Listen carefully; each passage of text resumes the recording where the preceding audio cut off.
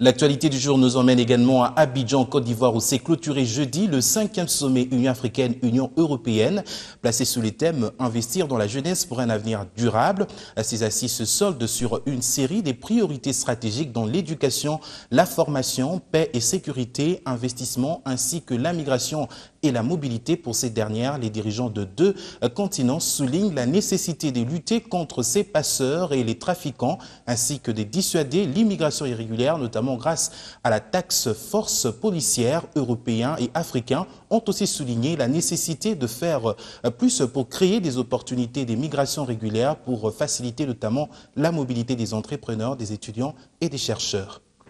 Face à la menace à la paix et à la sécurité, les participants du sommet Union africaine-Union européenne ont à l'unanimité décidé de consolider les relations, élaborer un document cadre visant à renforcer le partenariat. L'insécurité n'est pas le seul fait qui dérange. Les dirigeants de deux continents ont pris l'engagement politique de s'attaquer aux causes profondes de la migration irrégulière et les déplacements forcés, en donnant à la jeunesse des moyens de participer à la vie politique et sociale.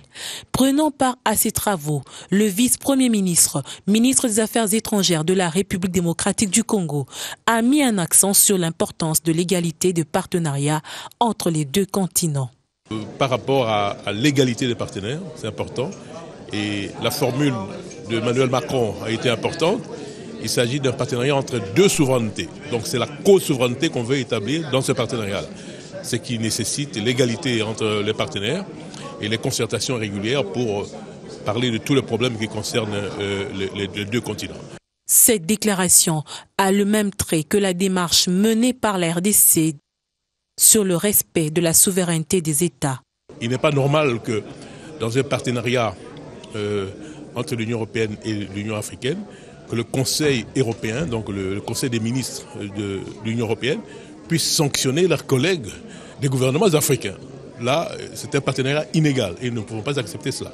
Dans la déclaration finale, les participants ont également condamné les traitements infligés aux migrants. S'agissant de la situation de la pratique de l'esclavagisme en Libye, une enquête devra être diligentée en urgence.